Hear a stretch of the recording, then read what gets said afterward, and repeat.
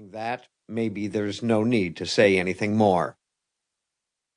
Mrs. Snow said nothing. Mary Snow said nothing. But I remember how, from under John Snow's brows, the deep eyes glowed out. Go on, said John Snow at last. Hugh Glynn went on. Well, he was a good boy, your Arthur. Maybe you'd like to be told that. Even by me, though, of course, you that was his father, John Snow, and you that was his mother, Mrs. Snow, know better than anybody else what he was. 3 nights ago it was, and we to the south'ard of Sable Island in as nasty a breeze as I'd been in for some time. A living gale it was, a November nor'wester. You know what that is, John Snow. But I'd all night been telling the crew to be careful, for a sea there was to sweep to eternity whoever it could have caught loose around deck.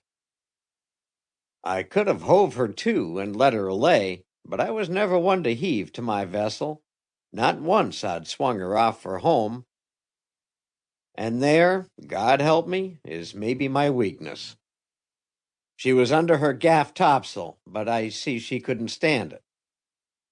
Boys, says I, clew up that topsail, which they did, and put it in gaskets, and your Arthur, I mind, was one of the 4 men to go aloft to clew it up. Never a lad to shirk was Arthur. Well, a stouter craft of her tonnage than the Arbiter may never lived, nor no gear any sounder, but there are things o' God's that the things o' man were never meant to hold out against.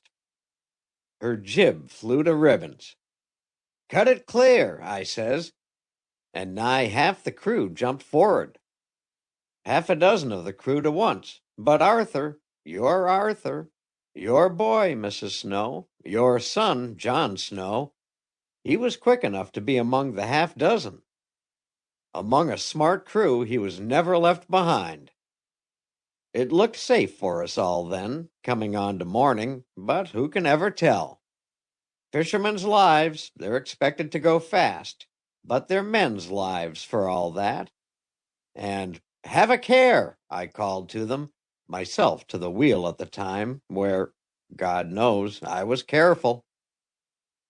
Well, I saw this big fellow comin', a mountain of water with a snow-white top to it against the first light of the mornin', and I made to meet it.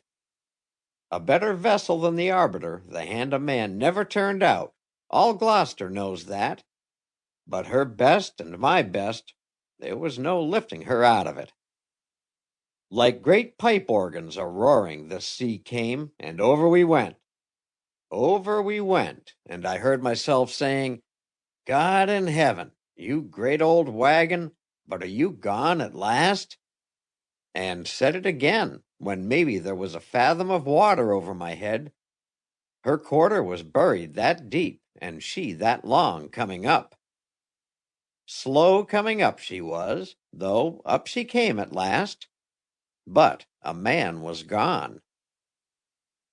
He had stopped, but he went on.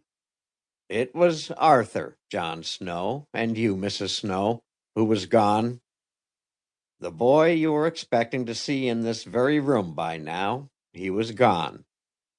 Little Arthur, that 10 years ago, when I first saw him, I could have swung to the ceiling of this room with my one finger. Little Arthur was gone. Well, over with a dory, I said. And gale and all, we over with a dory, with 3 of us in it. We looked and looked in that terrible dawn, but no use. No man short of the Son of God himself could have stayed afloat, oilskins and red jacks, in that sea. But we had to look, and coming aboard the dory was stove in, smashed, like it was a china teacup and not a new banker's double dory against the rail. And it was cold.